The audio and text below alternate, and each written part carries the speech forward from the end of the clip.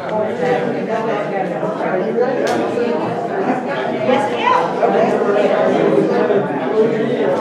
Let's get started.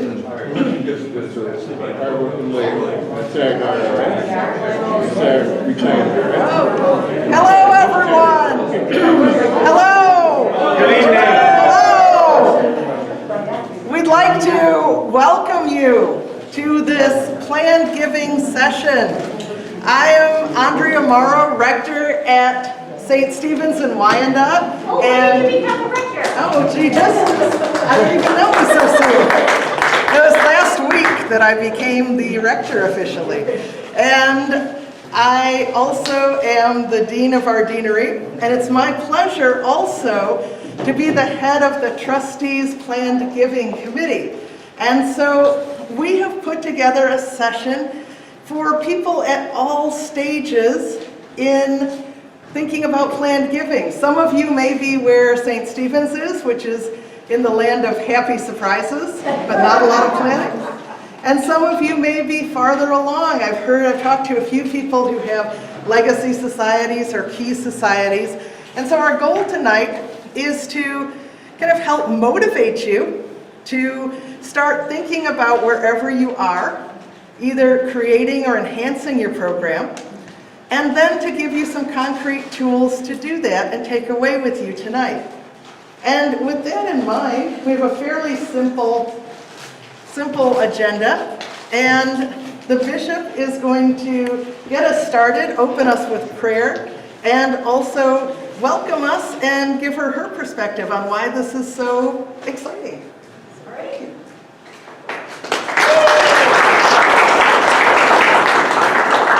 Thank you, Fred. You know what, Paul, we talked about using microphones. Do we think that would be good? Are we all right?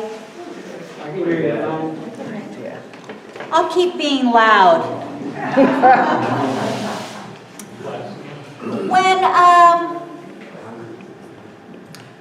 When I was 26, my then bishop, John Shelby Spong, who just died this weekend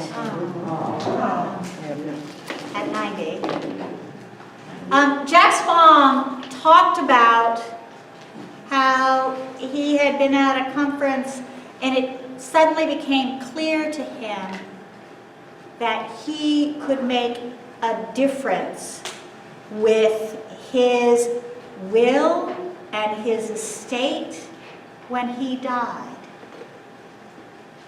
It just came to me that I was like, oh my God, he's the first person I ever heard talk about it.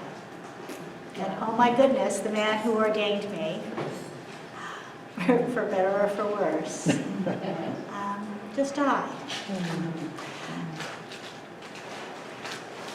I got an idea about wanting our diocese, our diocesan institutions, my staff, to help each and every one of our congregations to invite their folks to think about, oh my goodness, I could make a difference.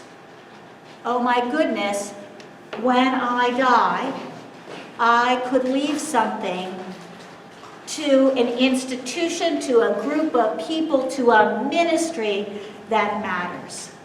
And I thought, oh, wouldn't that be fun?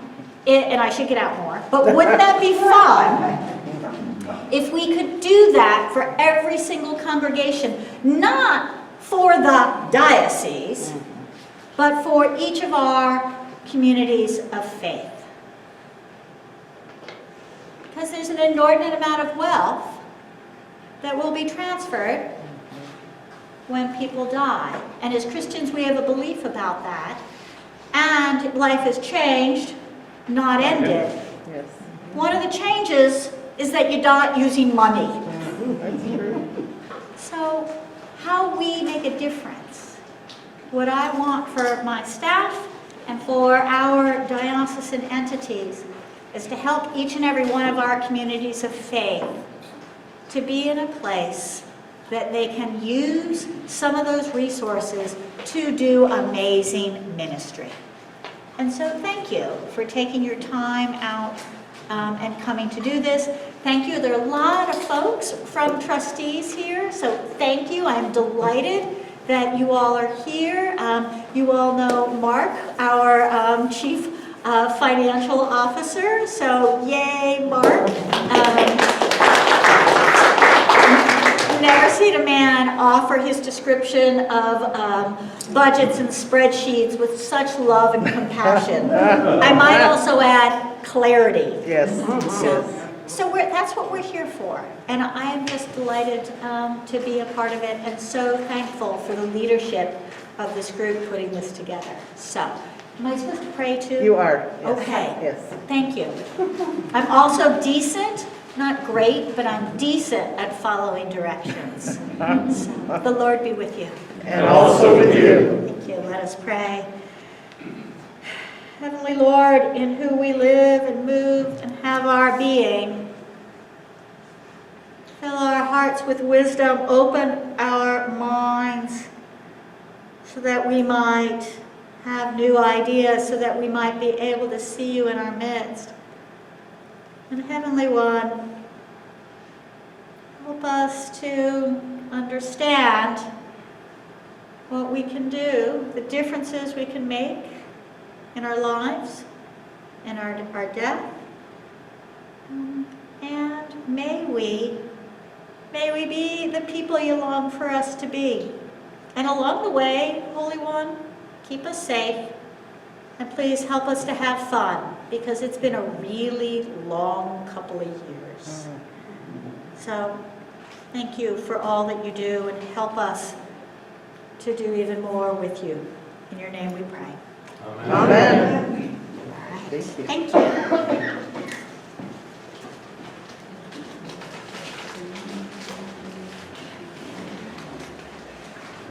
So we're going to share a video. Our goal ultimately is to have a whole series of videos kind of showcasing a lot of different ways that people do planned giving. But we have one right now, we're going to share it with you. Before we do that, I would like to have each member of our committee who's here tonight briefly just say hi and say your name and where you're from. So let's start with Rhonda. Hi, I'm Rhonda Johnson, and I live in Troy, and I'm in transition. So. All right, thank you. Alice? I'm Alice Sawyer. I'm a priest in charge at Trinity Belleville. All right, thank you. And Stephanie? I'm Stephanie Rose, All right, thank you. trustee, and I'm in charge here. All right, thank you, thank you. All right, and let's see, kind of coming up to the back here, we've got definitely Scott. I'm Scott Hunter, I'm from your cathedral. All right, and Jim, Jim Edwards, also from the cathedral. and Tom, Tom Forbes, St. George's, Milford. and Cedric. Cedric Flanori, St. Clemens Inkster. All right, and we also have other members of the trustees here and some guests, and so we'd like to welcome all of you. I'd like to also get a sense of what congregations we have represented. I was trying to kind of count on my hand. I know we've got St. Stephen's. I see you all here. Let's see, do we have folks from, we have Trinity Belleville, right? Okay, and we've got Grace Southgate, you guys. We have Groseal back here, and then we have St. Michael's, yeah, and anyone else? Yeah. Trinity Monroe. Trinity Monroe, oh my gosh, thank you for being with us. That's kind of a long way to come. Thank you so much. But totally worth it. Yes, totally worth it. All right, well, thank you all for being here. And we have tried to use one of the microphones to get the sound on the video to be a little amplified. It's kind of all right. So we'll see what we have. St. Stephen's is, I would say, a small church that encompasses a lot of people out in the neighborhood. There are all these people out there in the community who consider St. Stephen's their church. And people really have a passion for hospitality and for feeding people. Those are like the two things that the church really cares a lot about. A few years ago, we started offering funeral planning to members of the congregation, and I would sit with people either individually or couples, and we would plan out their funeral service. And one of the questions that we talked about during that was about what are their plans for their estate. So it's a little tiny bit of planned giving, but for the most part, we don't have a planned giving program. We just have a lot of happy surprises. Wayne was someone who was a person who lived very simply. He didn't have a lot of fancy things, a lot of money. Wayne also was the kind of person who rode his bike everywhere. He didn't drive a car. Wayne also had some coordination issues, but he never let it stop him from traveling around the world, and he never let it stop him from participating fully in the church. He cared so much for the people in our congregation, and we cared for him also. And if there was any event going on, Wayne always wanted to be part of it, and he always wanted to help.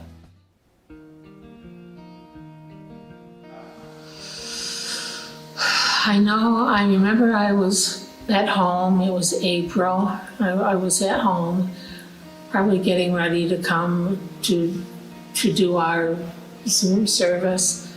I was setting up for our Maundy, Thursday service in my kitchen, and I started getting just text message after text message saying, you need to look at Facebook now. I knew something was very wrong, and she said that there's been an accident and that it appears as though it's Wayne. He was hit by a vehicle, and it was very sad, shocking.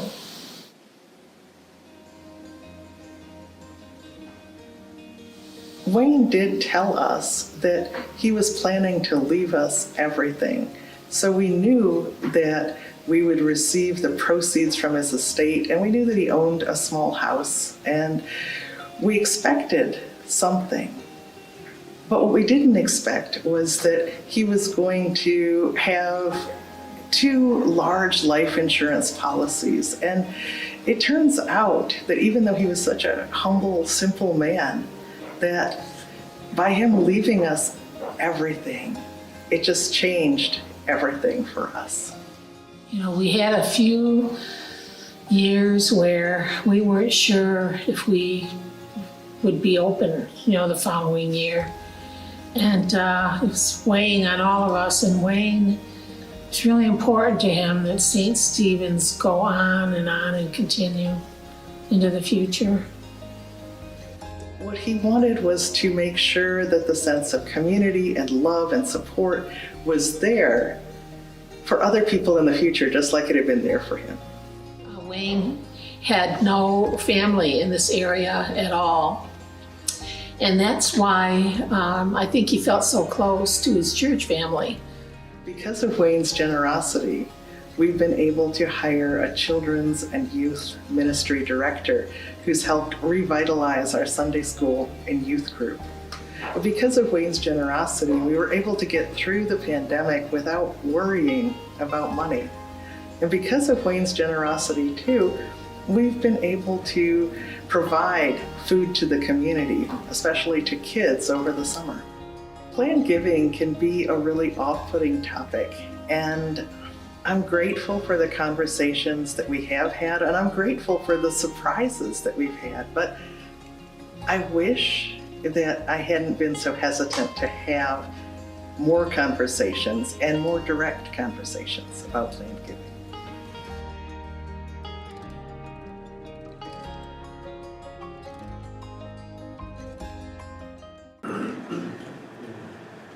So this video obviously features me and Joan, who are here tonight, and the gift that we received truly was just a complete change for our congregation.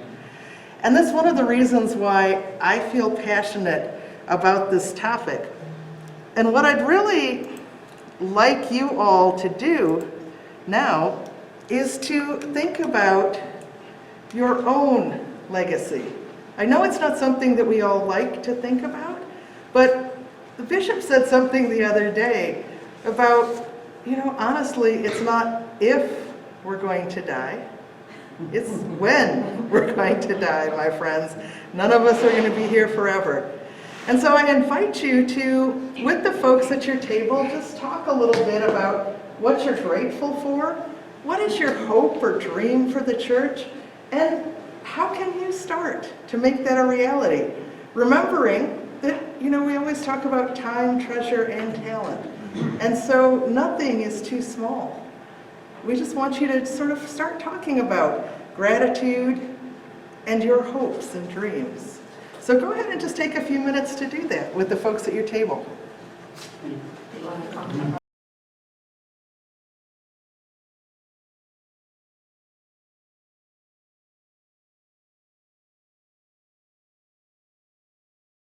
People share what kind of things that they talked about. I know that, there are a lot of different conversations going on, but does anybody want to share what they were talking about? Yes, please. I think I'm speaking for myself. Yeah. I had the thought that, perhaps this is an issue because people feel they don't have enough. Maybe what they have or what they could leave would not address anything well enough. Yeah. But I don't think that's the case. Right. Because whatever's dear to your heart, if you can sustain it even for a bit, that's better than not for at all. Right. I think that's so profound. I think it's just amazing that whatever you have is enough. That's amazing. Anyone else? Anybody want to share? The other thing that came to me, and I think about this, I've been thinking about this a fair amount, is I realized with that notion, that not if I die, but when. And I once I was at a Unitarian church, and a parishioner's mom had died, and so the funeral was at the Unitarian church, and so you do what you do when you're bored, you read the church bulletin boards, right? And I have to say the Unitarians were maybe not as uplifting as we want, but they had these little signs there that said, 1 out of 1 people dies. I was like, well, that's a day right there. But what I'm struck by is that we have so little agency about our death. I don't know when it's going to happen. I have hopes that it's delayed. But I have agency to say, with a portion of the money that may be, I wanted to go here. And that's about all I get in terms of control about death. I think the circumstances too of people's lives, like Joan and I were talking, and we have a similar thing where, we're not married, but we have a house and don't really need a will. But I told her I had a conversation with my kids, and I said, okay, between this and this, there'll be something, and each of you are to give this much to St. Stephen's in my name. Wow. So they both understand it. So, it's not Write right. it down. That's like a lot of trust. No, it's not about that. It's the probate court. If you don't have a will, it goes through. No, I have a ladybird. It's Oh, called. yeah. So I have some, I have legal and I have beneficiaries with 401k. So it won't go to probate. Okay. It's still always helpful to write it down. I know. And in times of stress, they forget. Or people forget, so. Anyone else? Yeah, I was telling Marilyn that, all my life, I've treated the church as just another one of my kids, or another bill. It's got to be paid. And that's what I've done when it gets time for me to go. That's the way it's going to go. They get their cut, church gets their cut. That's the way it's going to be. A bill has got to be paid, and it's just another kid. I have never heard anybody say that, but that's very cool. I'm using that myself. Yeah, there you go. That's a certain illustration.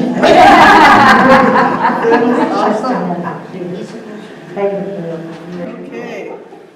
Well, thank you all for engaging in this. I could hear the discussion was really, really loud and intense, and that's great. Because this is where it starts, is with each of us and with our thoughts about why we want to give. And so now I'm going to turn it over to Rhonda, who is just the most amazing person you ever want to meet, to tell you about how. And she's going to go over some tools. Okay, I hope I don't lose them right off. Wind her up here. Okay, I hope I don't lose you right off, okay? Now, first thing I want to do is follow up on a couple of things that I heard said. One was what our bishop said. Do you remember her saying it's a ministry? Do you recall that? This is a ministry of the church. And please, please, off-putting, that is so common. That is so where so many people are. They think it's fundraising. It's not fundraising. It's not fundraising. It's a ministry. And so this planned giving program, I'm going to give you a few little nuts and bolts here, so I hope I'm going to try not to lose you. But this reminded me of a story from Matthew, the parable about the merchant digging and digging and digging and digging, trying to find that pearl of great price. Well, that's what I felt like when I was asked to put together some tools that will help you with what you desire. And that is to build the programs in the ministry of your church, and for it to continue for many, many years. And so I was digging and digging and digging and searching, and finally I found a pearl of great price. So I'm going to share with you that little pearl, okay? And this is it. This is the planned giving pearl, right here. This is the planned giving pearl, and I want you to know that I am going to reveal to you some of the pearls.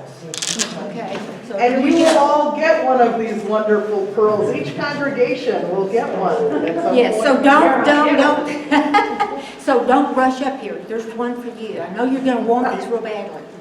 Okay, the very first pearl is the program guide. Now, isn't that beautiful? It matches the slides. It matches the slides. Isn't that amazing? Technology is wonderful today. Thank you, Andre.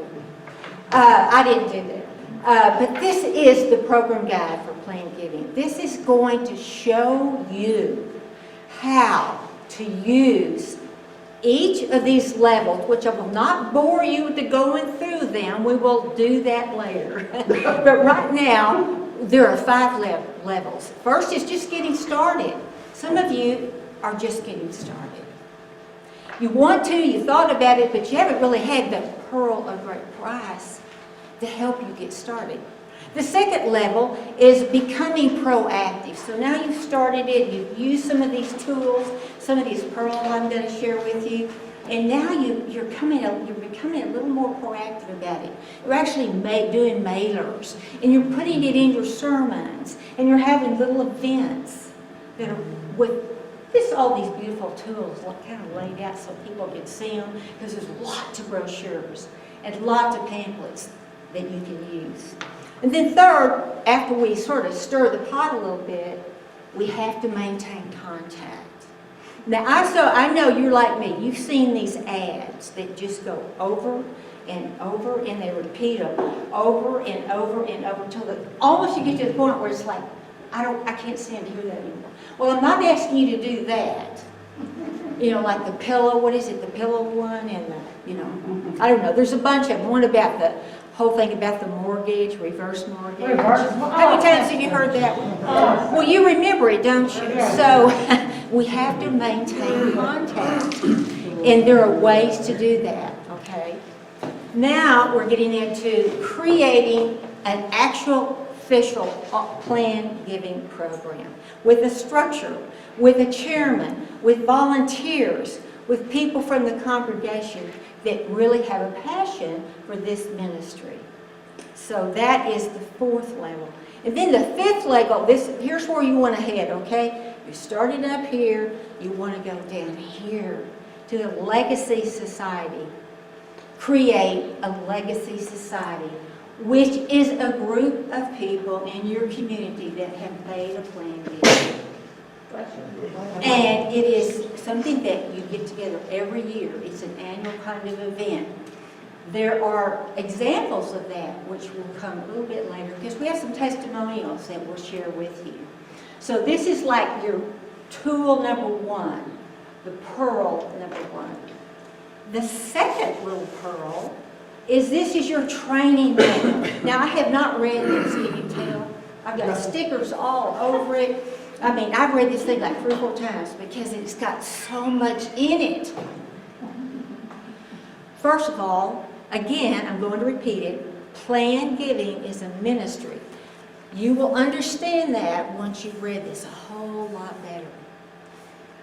So it is very helpful for the clergy. Clergy a must. All clergy, all leaders, all committee members who eventually volunteer must read this manual. You will love it. It's so helpful. So I encourage you. It's not that long. It looks kind of long, but it's really not. It's really good reading. Okay, that's the second little pearl. The third pearl is the one I'm using right now. I love this little pearl.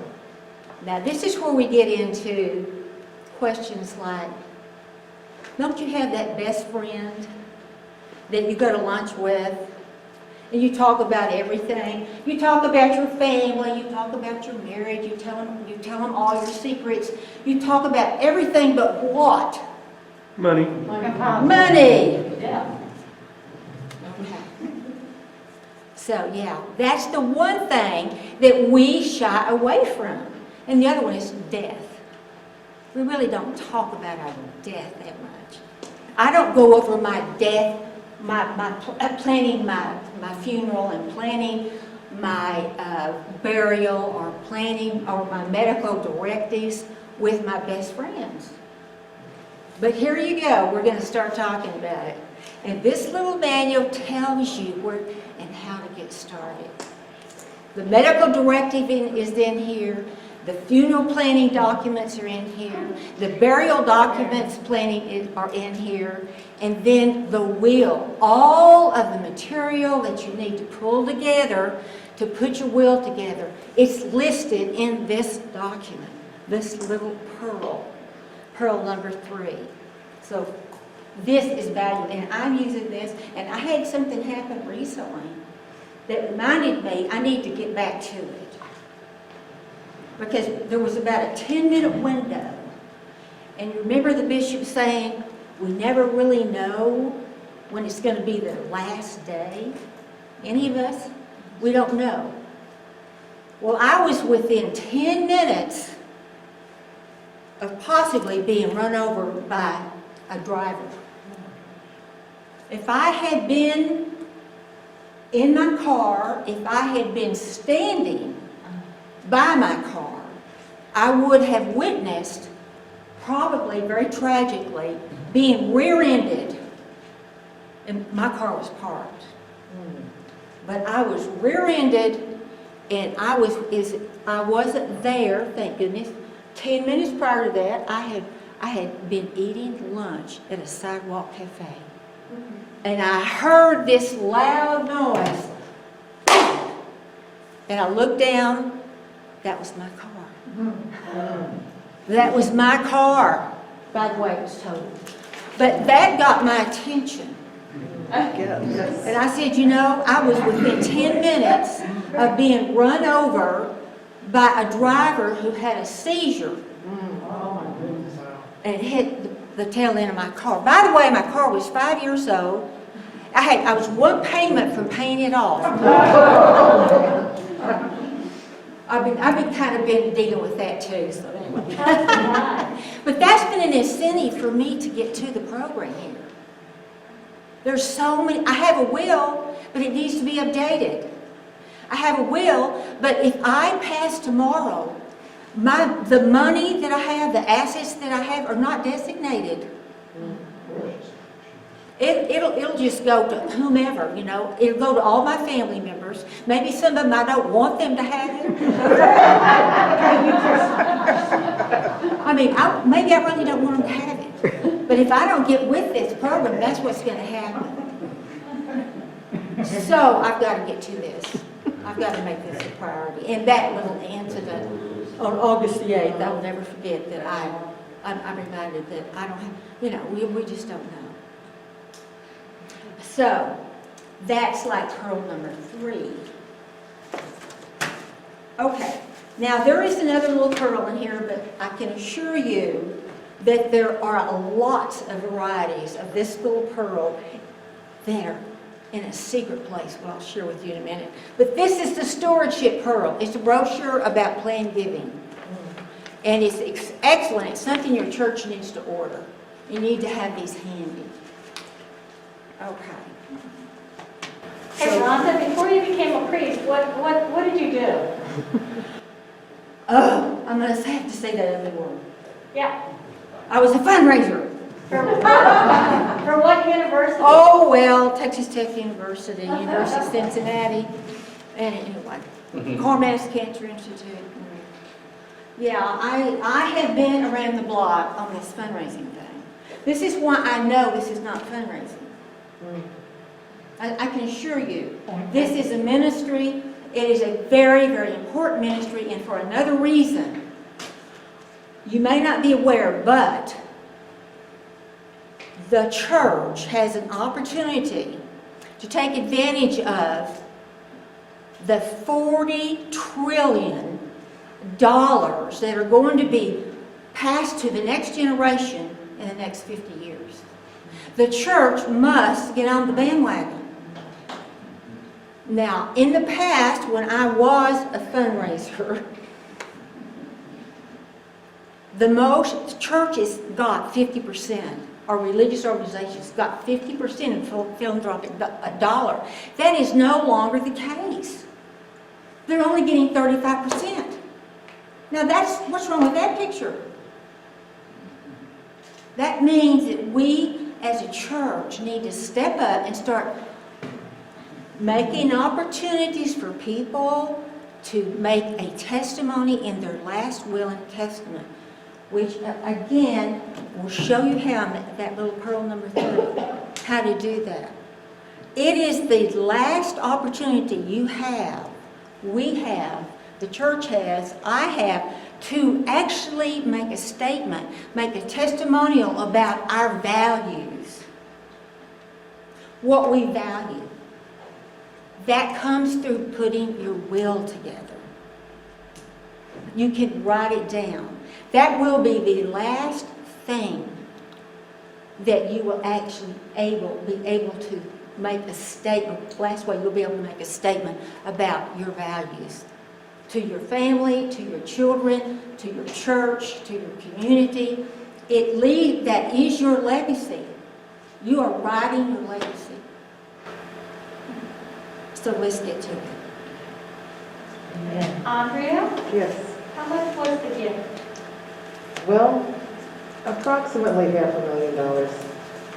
And there's more out there that's coming. No, it's St. Stephen's, the fellow who rode his bike everywhere. It was your bike insurance, and you should start, Yeah, as those were coming. right, as they kept coming and coming. Yeah. Okay, I have other pearls I'm going to share with you, but I've taken up way too much time. So I'm going to turn it over, and we're going to get some real live testimonials. Stories. All right. Thank you, Rhonda.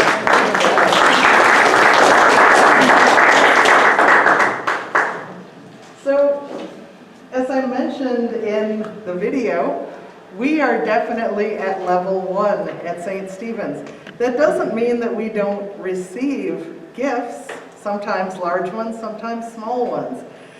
We had one, an interesting one, not too long ago. We received a check from someone from California who had been at St. Stephen's for just 6 months, many years ago, when he was settling his family's estate.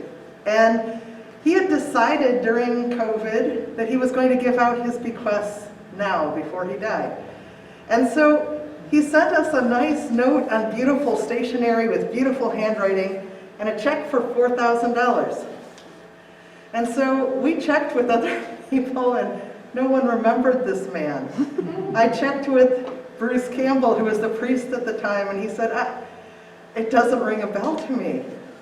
But yet, for him in the time when he was there, the church meant something to him, and he sent us this check. The really interesting thing is that I am sometimes remiss in writing thank you notes, but Joan keeps me on track. So we sent him a thank you note, and he sent us another $1,000. So You sent another thank you note? yeah, I would have. Yeah, right. So we're definitely at the point of level 1, just getting started. And I'm really excited about these tools. I got one of these packets just last week and I'm looking over it. And I'm really excited about delving into it. A little intimidated, but also just feel like it's such great information, like Rhonda said, that I feel like we can do it. So I'm really looking forward to it. So now Dean Hunter is going to come and tell us a little bit about level 2 and his experience with that.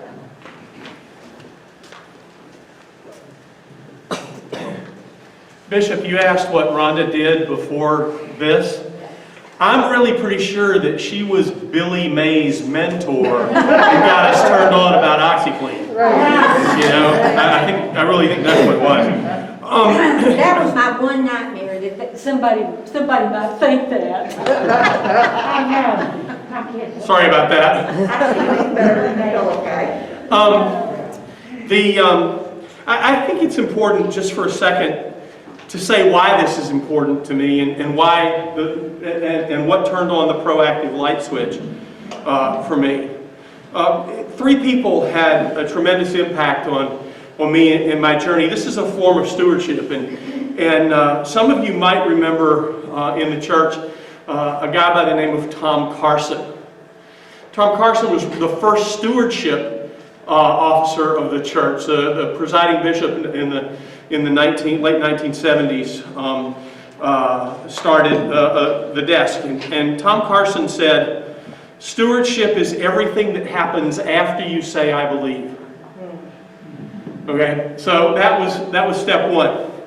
The second was one of the best senior wardens that I ever had a chance to work with, and this will sound a little high and out there, but it's not. It applies to everyone.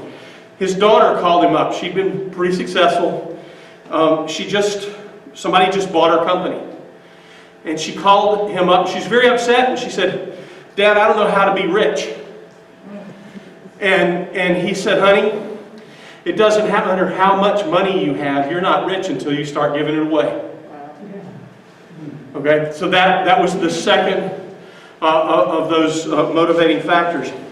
And then the third one, and this is what has to do with being proactive, is this gentleman right here, Jim Edwards. Jim Edwards has been generous to the cathedral, lovely legacies and witness gifts, freestanding altar to his parents and things like that. Jim Edwards came up to me one day and said, "We have to do something about giving people a chance to remember the church in significant ways, because I want this church to be here forever. I want this church to be here forever." And what that told me is that in ways that Scott Hunter didn't have anything to do with, this has had an impact on his life. And he believes that it can have an impact on others' lives, not just today, not just tomorrow, not just next month, but way past any of us. And that's where the light switch came on about the need for being proactive. And he's the one that flipped it. Okay, I want to give credit where the credit is due here. And it'll surprise you how it happens. 10 years or so ago, he had this idea, started the conversation with people. We got a society down there going kind of thing. But there weren't people rushing to line up. Okay? Do not, if you got people lined up at your door, please get back in touch with Rhonda, because we're going to scrap this thing and we're going to go with what you're doing. But what did happen is that the conversation reached some people that we never knew about. Okay? One gentleman, his whole life, he lived in the same house he came home to after he was born. His whole life, except for a stint in the army. He was a draftsman for Chrysler. Okay? He died from COVID. We get a call. His IRA is being distributed to us. That's the tool that he chose to use to make. He was 30 years our acolyte master. Okay? And this is what he chose to do. Somebody else, a physical therapist who had the biggest heart for people and the most compassion dripping out of her pores of anybody that I've ever met in my whole life, all of a sudden develops cancer and dies too young. And later we get a call from her brother, who's the executor of her estate. And he says, you're receiving part of what Kathy had amassed. And because of what she did, and our desire to remember her, not only are we taking some of that and continuing an endowment with for the congregation, but we're reaching out to the Justice Fund initiative of the Opportunity Resource Fund and making a legacy gift in her name. So 10 years from now, somebody's going to look at one of our balance sheets and they're going to say, what is the Kathy Konoski Legacy Fund? And somebody's going to say, I remember her. Or somebody's going to say, I have no idea, but look what she did. That's why we got to be proactive. Not for the ones that line up at the door, though that's important. We've got to be proactive for the people who hear it and quietly go about changing what they were going to do. That's why we've got to be proactive. Thanks, folks. Amen. Thank you.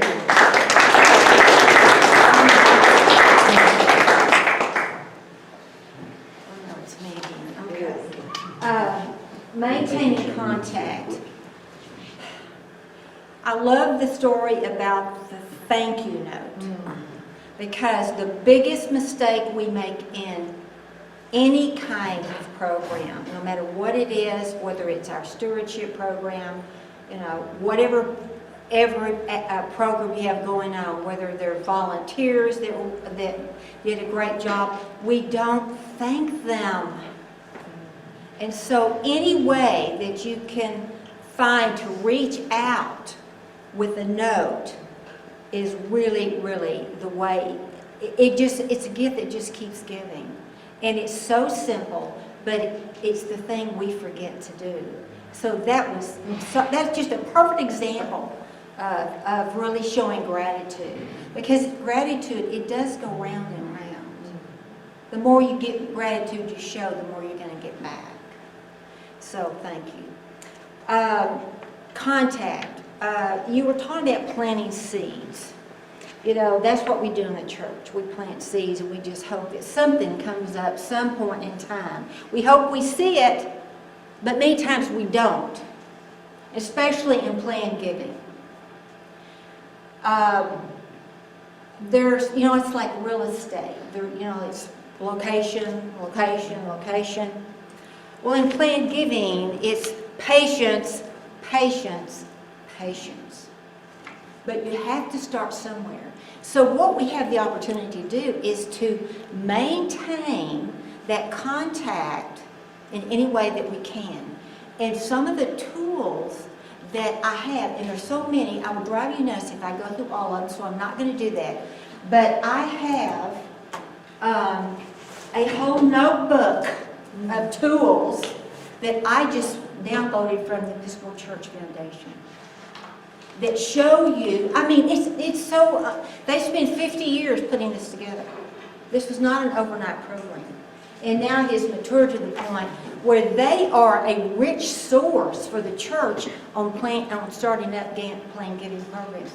But you have to maintain the contact. So you send out a letter and somebody calls or said, I got that brochure. I'd like a little more information. Oh, okay, we'll get it to you, or we'll come by and visit with you. And it kind of goes over in that pile. And then we forget to follow up. That is deadly. So you need to have one person who's your plan giving shepherd. One person who's your plan giving shepherd. And that person really needs to be identified in stage 1. Because that's kind of the starting of building up to the point of getting to a formal committee and people who are really involved. But it's contact, contact, contact. Letters, brochures everywhere, events. There's a plan in here to have a fair for a final affair.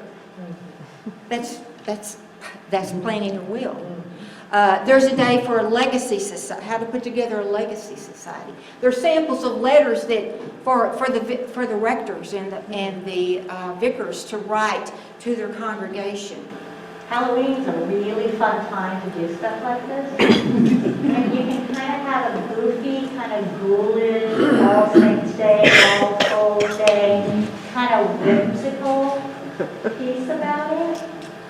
But to also say, here's a serious way to do that, but you can have this playful thing too. Build it around your annual meeting or some event that you're having at your church. That'll bring them out. Just happen to have a lot of things available. It's just, oh wow, okay, what is that? But you've got to sort of get into advertising business a little bit. You got to market this thing. You got to market it. This is going to be valuable. This is going to be valuable. These are those little pearls that I showed you earlier. This is going to be another pearl. These will get you started, and it will make it fun. It won't be like another thing I've got to do. It will be a real joy. Thank you.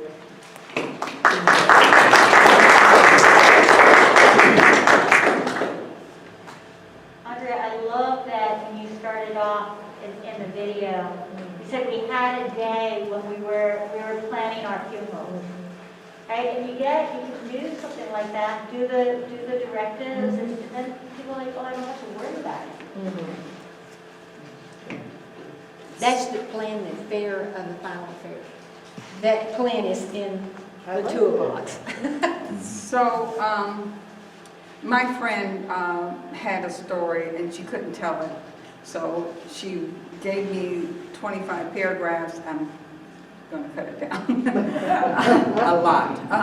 Tell us who you are, Stephanie. I'm sorry, I'm Stephanie Rose. I'm with Christ Church Cranbrook. And she's living in Harrison Town. Well, her grandmother was married, and she lost her husband and her daughter one day. And she was attending St. Clair Trinity. No, she lived there in that area. And when she lost her husband and her daughter, she went to that church, and she met Father Whiting, who really helped her through that period. And she attended Trinity Church, and it was wonderful. And then the church burned. It had a horrible fire. And her grandmother purchased these windows for the church. And so when she told me about this story, maybe about 15 years ago, and I remembered it when we started talking about the legacy. So I reached out to her and I asked her about this incident about the windows and her grandmother, and she got so excited because her grandmother passed away maybe about 10 years ago, and she went to church. And I've known her for 20 years, and she has only gone to church for weddings and funerals. And matter of fact, she really kind of stayed away from churches, and she had some issues, and so she's been going to this church lately. So I love the idea that her biggest thing is the fact that she sits there, she says, and looks at her grandmother's windows because she misses her so much. So I just thought that legacy in itself is a different kind of legacy, that you can actually give something to someone on your legacy train that they could cherish forever. That's all.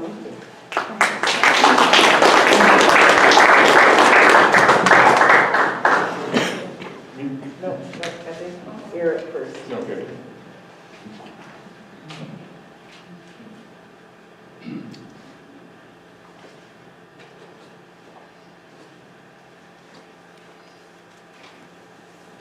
Rhonda, thank you for modeling maskless speaking.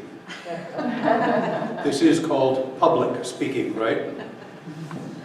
I'm Eric Linder, and I'm grateful to my good friend Stephanie Rose for bringing me along. Some weeks ago, maybe a month or so ago, she asked me whether I had anything to say about legacies and gratitude. And while my will is unfortunately pretty much in order, and I say unfortunately because I've discovered how much it costs to ask the lawyer to make any changes, minuscule as they might be, pay by the apostrophe. Send an email. Hmm? Send an email. Send an email? That doesn't change it. It doesn't, oh, Nope. I thought that changed. Get a new lawyer. Anyway, my father, Frank Linder, was born on the Upper West Side of Manhattan in 1907. I think Teddy Roosevelt was president then. But what's even more striking, as I imagine it, is that all of Manhattan traffic was horse-drawn in 1907. He was born to a German mother and a German-American father, and was baptized in and attended an Episcopal church, I want to call it the Church of the Heavenly Rest, but I'm not sure, on the Upper West Side, around 140th. But when Grandmother Linder fell under the spell of Mary Begaretti, she snatched my father out of the boys' choir, and eventually they wound up going to a Christian Science church in Flushing, Long Island, where he met my mother. This is a man who never got any education beyond high school, Flushing High School, but high schools were high schools then. He did get, I think, a half a semester of night school at Columbia University while he was cutting stone as an apprentice stone cutter on the Riverside Church and the Empire State Building. In a way, that's one of his legacies to me. He and my mother spent 4 amazing years in Uruguay and Brazil during World War II, when my father was working for the State Department doing propaganda work for the Allies. And I was brought up partially in South America. At this point, my father spoke English, flawless German, quite good Spanish, and serviceable Portuguese. Not bad for a man who'd never been to college. When we came here to Michigan, he was delighted to be back where an Episcopal church was available, and that church was Christ Church Cranbrook, and he loved it. So much by way of introduction. My father's last check. My father had had a cold for a week and should not have thought about going to church that Christmas Eve of 1968. The astronauts' Christmas message as they orbited the moon had excited him more than was probably good for him. But then he had been dealing gamely with heart disease for 5 years and wasn't going to let a cold keep him from his most loved night and day of the year. He was an old-fashioned German, my father, deeply sentimental, yet stubbornly cheerful in the face of trouble, so that it was sometimes hard to know what he really felt. And it was harder than ever that Christmas, his second without a job. He had spent the last 14 months pounding the typewriter to everyone he had ever known in business, here or abroad, since 1939. But a 61-year-old man with 4 languages, lots of experience, and a heart problem, is still a liability. Months later, I found the regretful answers in a drawer. He had never mentioned them. Church at midnight was as beautiful as always, and somehow, tired as he must have been, his bass harmony that never followed the hymnal, he couldn't read music but liked to hide the fact, rumbled along next to me. At the offertory, the plate, heaped with envelopes and crisp bills, slid down our pew, and he let his hand hover over it slightly before he dropped his offering in. I don't know why I had never noticed in the previous 14 months that he had gone on putting his pledge envelope in the plate every Sunday. I suppose I didn't notice it because you only notice familiar things when they stop happening. But then, for a college graduate, I was very young. Afterwards, as the bells clashed overhead, he warmly greeted old friends outside, pumped Jerry O'Grady's hand, praised his sermon, and we went home through the dark streets. That was my father's last Christmas. Sometime the next afternoon, while the turkey left in the oven was still quietly roasting, he died in the intensive care unit. The next month, when the bank statement arrived with its usual thin bundle of canceled checks, his Christmas offering was on the top of the pile. What, I wondered, was an unemployed man in poor health thinking of? Writing a check for $40? Remember, this is 1968. Writing a check for $40 to fulfill a pledge he didn't legally owe anybody? As a Christian, too, I was very young. I still have my father's check, but better still, I have my father's offering. What he gave to God out of his love and his need, he unknowingly gave to me as well. Gifts like that are never a matter of numbers. They are sometimes a matter for tears, but they are always a matter of love.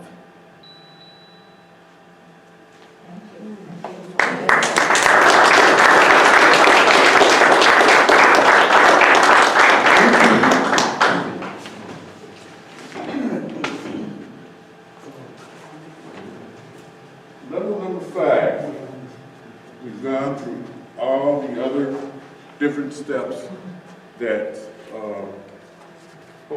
you can stand my left eye because I had a paper cut on it about a week ago. I was in the hospital for a week. So, yeah, I take my glasses off sometimes in order to, so it won't hurt.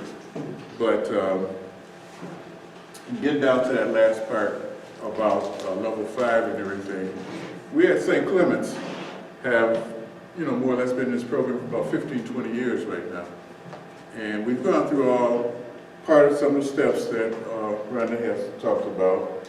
Some of the steps that she mentioned, I said, we got to do a refresh on what we've done and refresh some of the documentation and stuff that we have and everything, because I didn't realize some of the stuff we didn't have in there. But some of the other documentations, like the bylaws and the paperwork to say, from a person say, I want to give this and put it in your endowment fund so it can keep on going for legacy of the church and everything, all set up like that. And when they give it to us, we know it's going to the endowment fund, and when it goes to the endowment funds, we know it's going to the growth and income fund. And we have done very well, by doing that and everything, and using it for the welfare and benefit of the church throughout the years that we've had so far. So, but in the past few years, we haven't been as proactive in passing the word, but when we first got it started, we were right there, we would meet on a regular basis and says, okay, this is what the dividend is for the endowment fund, and says, okay, this is good, and this is where it's going to, and go like that. Pass the word on to the rest of the congregation, saying, okay, make your plans and do this for the church, so the church can carry on and everything. At first, how we got started was, we had one parishioner whose husband had passed, and she had this money hot in her hand, wanted to give it to the church, but wanted it in a certain way and make sure that it was situated in a certain way. And that's how we, came about it. Says, okay, we want to call it the endowment fund. And then with the endowment fund, we want to have certain documentation associated with it, the bylaws, the paperwork saying this is where it's going to and everything. And I think there's a piece of paper that we have to send to the diocese saying that this is going to the growth and income fund and so on like that.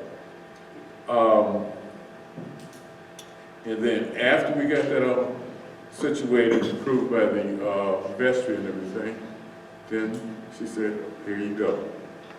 Right after that, we had 2 more people who had passed away within a 5-year period, and it made about we had a total of about $50,000 in the fund.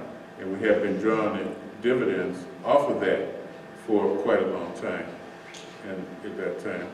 And see, with that small amount, you can use that as a stepping stone to go into, in case you say, this is what we got so far, we want to build it up and make it a little bit, longer. I know there's some other ones that are larger than that, but hey, you have to start from someplace and so on like that. Small churches like mine, we're trying to, do that, but you've got other churches that are out there that are fortunate enough to get these large donations and go from there. I'm coming from the point of view, we're small donations, small parish, and still have this little amount, and it's still helping to this day because, with the pandemic, with COVID coming along, during that particular time, we were doing virtual all the time, but we would tell them, either mail your pledges to the church or electronically give your pledges, and that kept us going. It really kept us going, and through the virtual surfaces that we would have every Sunday, and something like that.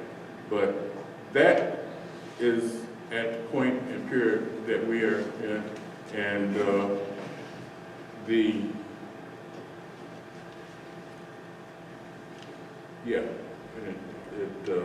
got to a high point of $50,000 in everything.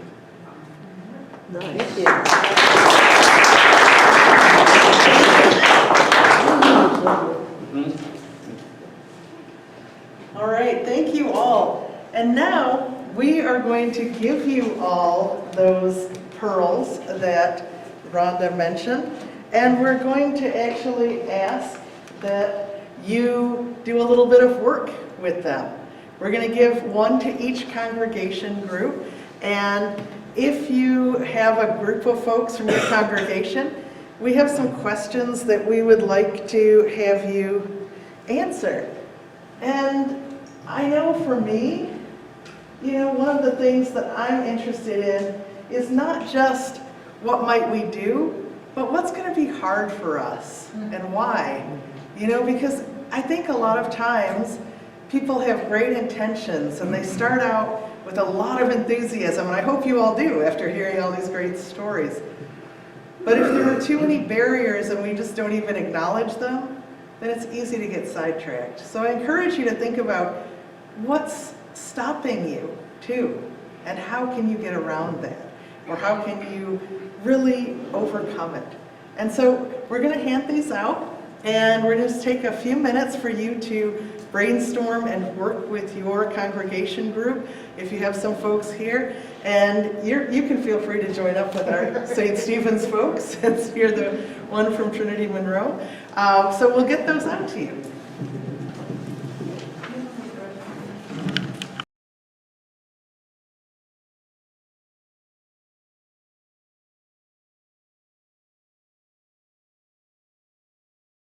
Answers. I know I can't answer them, but Rhonda probably can. Yeah, don't get in the weeds. Any questions that came up for you as you were looking at this materials, or comments about the materials or about the presentation tonight? Well, I just learned something from Rhonda in our conversation that if you want to make a direct contribution from your retirement account, if you have checks available, which some companies will do that, you can write your own check to the church, no tax withheld and no IRS reporting. So that's kind of nice. Easy way to do it. Wow. You can also do that through the Social Security with your... Really? Yeah, they'll set it up where they'll send it to the church. Oh my gosh, that's great information. Is that ongoing, like while you're alive or after you pass? When you're live. When you're alive. When you're live. Unless you're in Chicago, you don't keep getting Social Security. Yes. Oh, with an IRA. All right. Yeah, with the allotted amount that you get every year that you have to take, you can automatically have that given to your church, and you don't pay taxes on it. Wow. We have one that does their pledge every year. Through that? Yeah, Wow. so. Interesting. I believe the term is a directed distribution. Okay, I've never heard of that. It's I've probably learned something. to tell the congregation. Right, for sure. I'm Rhonda? just curious how many churches represented here actually have established an endowment fund. Does everybody have one? What do we have in that balance? That is like step number one. We didn't get into any of that, but you really, in the instructions are in one of your pearls on how to do that, and it's right here, it's in here, is how to set up your endowment fund and how to set up your policies and procedures for accepting gifts. You need to have those in place before you really start going full blast, because you may get something you don't want, like a piece of property that's over, you know, some lake somewhere, you know, but it's in the lake, and you don't really want it. So yeah, you need to set those up. Thank you. Yes? One of our questions that we came up with was establishing your group for your Anna Shepherd. How do we go about that? Who do we go to? What are the criteria? What are we looking for? I mean, it's like... Okay, that's an excellent question. That is very, very, very important that you have a plan-giving shepherd. And when I give you the other pearl, which I haven't given you yet, it'll have more information about how to do that. But basically, you want it to be someone, ideally, that's given a planned gift. Because they're going to be the best witness for you with other people. And because they're credible at that point, because they've made their own gift. Someone that's a leader in the congregation, high visibility, people know who they are. So that's a great place to start. And somebody that really, has a passion for this ministry, because it is a ministry. So that's a great place to start. But then, once you identify that shepherd, about step 4 or level 4, that shepherd then starts. He's done a lot of cultivating, or she has done a lot of cultivating of volunteers and members of the church who are now serving and working with them. Then you can form from that your plan giving committee, and that shepherd is an excellent chairman of that committee. And the other thing is you want to make sure that people will stay on it for a couple of years. Once that committee, and then they rotate off, and then, you want longevity. You want that committee to just keep going. But if you're in a small context, don't get overwhelmed, right? All of this is going to be contextually driven by your congregation, okay? So it might be that your shepherd, here's the bad and good news, is sitting in the room, right? Yeah, you might be the person who was slow enough, and when we talked about it, Luann's leg is hurt, that's why she's here. She couldn't outrun Linda. Right? But maybe you came, maybe you heard something that touched you. And you thought, maybe I could do that. It doesn't have to be until you die, right? It can be shorter, and it doesn't have to be too elaborate, because some of these, you could have so many layers, and we're looking at the number of people we have in our pews, and we're like, we're now down to the cat. So 2 or 3 people will do it. Yeah. What about the tenure of the shepherd? Like, if I inherited a shepherd, somebody that was part of starting the endowment and a group of people at Trinity. So, how can that committee be altered? Oh, okay. Rotation, you need Yes. some rotation going Yes. on? Well, many times when you start really having a structure, or you have actual activities that you need to implement, sometimes they'll just decide, this is really more than I want to do. That's, once you start sharing the tools and the pearls with them, and you start talking about it, because this is where the leadership of the rector is very, very important. It has to have the rector behind it, pushing it, talking about it, promoting it, because that's who they're going to do first. Thank you. And there's instructions in here for that. Refer to your girl. So to wrap up, we have a few final thoughts, and Tom is going to talk to us a little bit about how he sees Holy Conversations fitting in. So some of you have done Holy Conversations as you transitioned between rectors, or as you thought about calling a rector. And so if you have these materials, he's going to talk a little bit to you about that. I will, thanks, Andrea. Well, I remember vividly doing this at St. George's now 3 years ago. And I have to tell you, it was quite an exciting process for our congregation, our church. It really got people involved. The parish hall was filled on numerous occasions. And the conversations that were held were very enlightening. So Rhonda has given us a number of pearls already with documents and resources.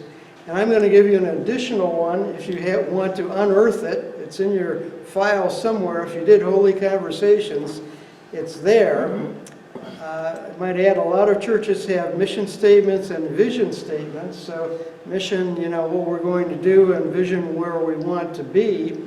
You know, those are things that are great to know when you're embarking on this planned giving process. So in the case of St. George's, it's been there over 60 years. We're talking about the next 60 years now.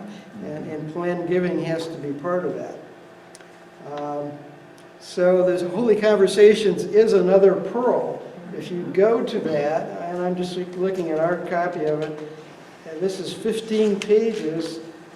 Somebody, you know, drew it, all the comments people had together and published it, and the questions that were asked are in fact very probing questions. And if you want to know why we're embarking on this planned giving program, it's in your Holy Conversations. And, So if you've done a transition, you might have done Holy Conversations. Not everybody would have done that recently.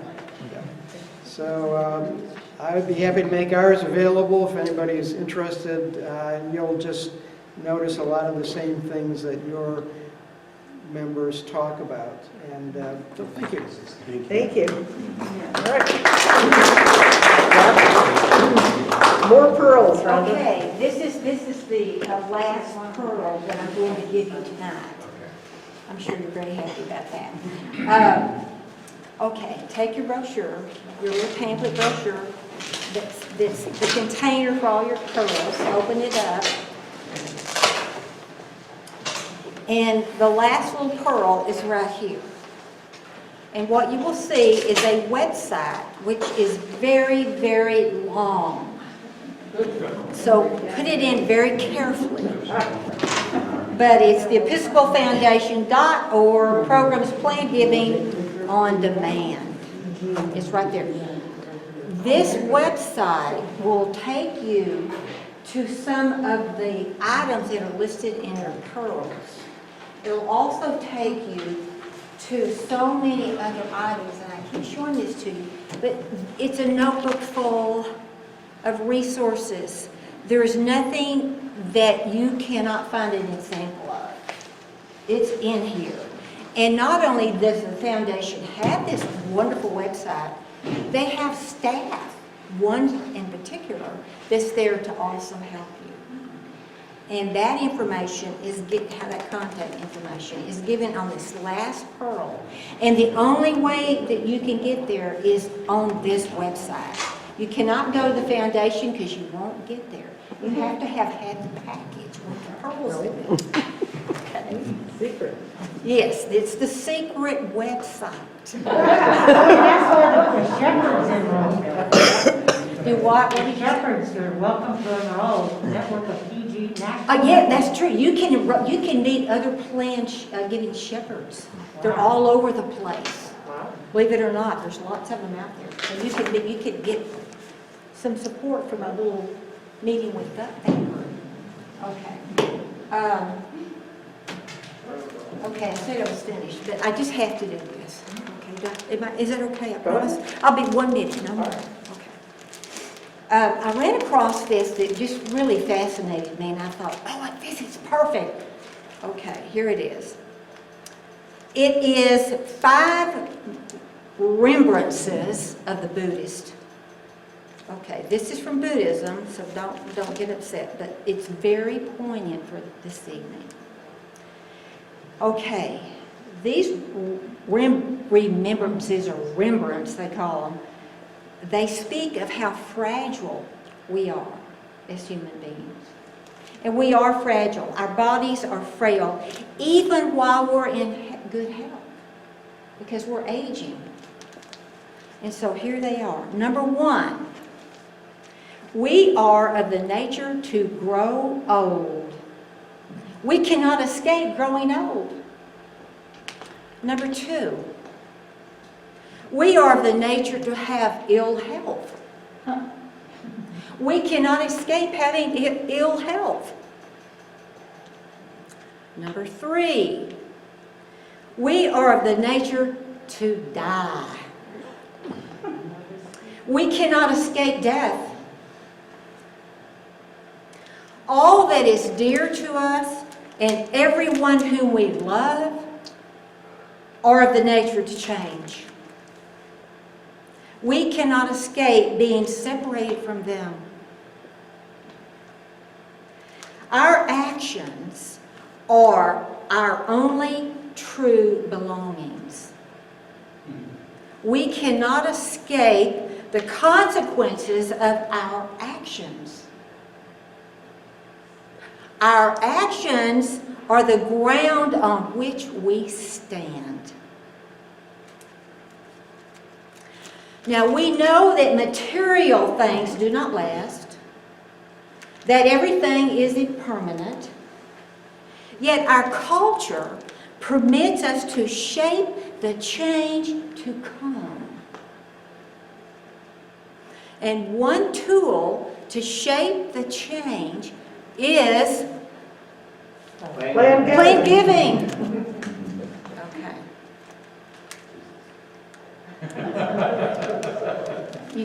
The A+ on that one. Okay. Your will is the primary planned giving document.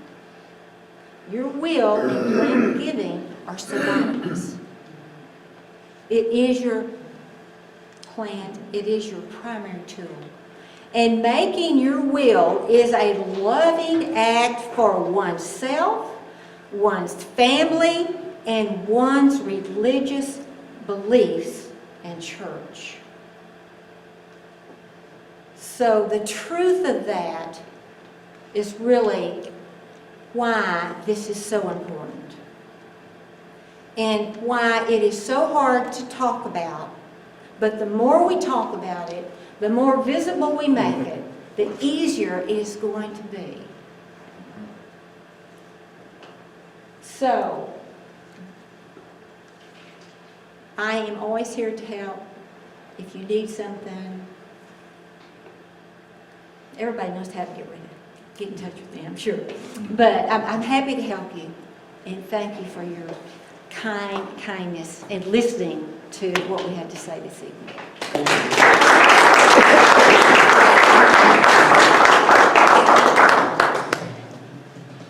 Thank you all. And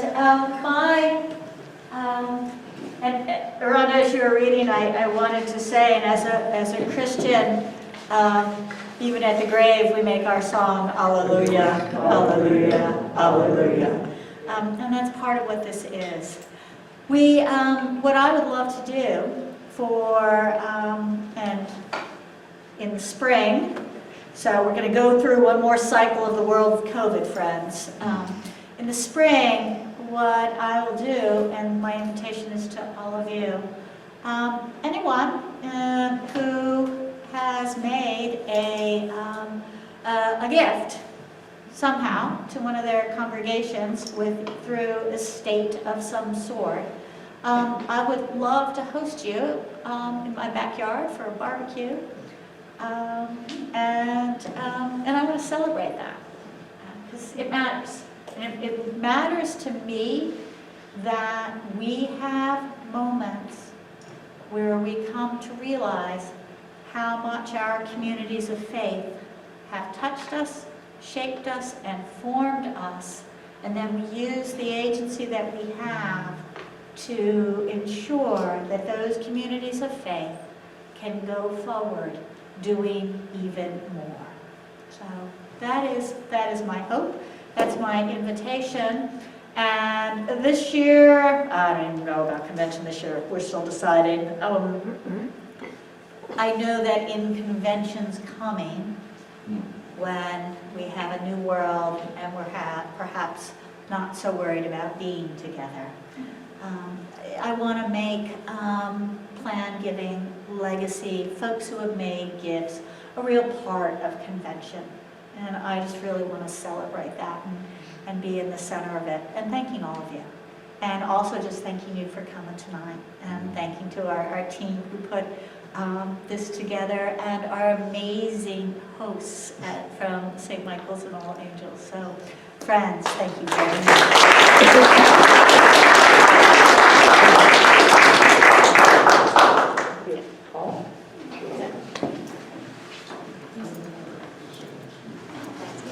But we have so much to be grateful for tonight, and so as we gather ourselves together with our pearls and be ready to leave, let us pray.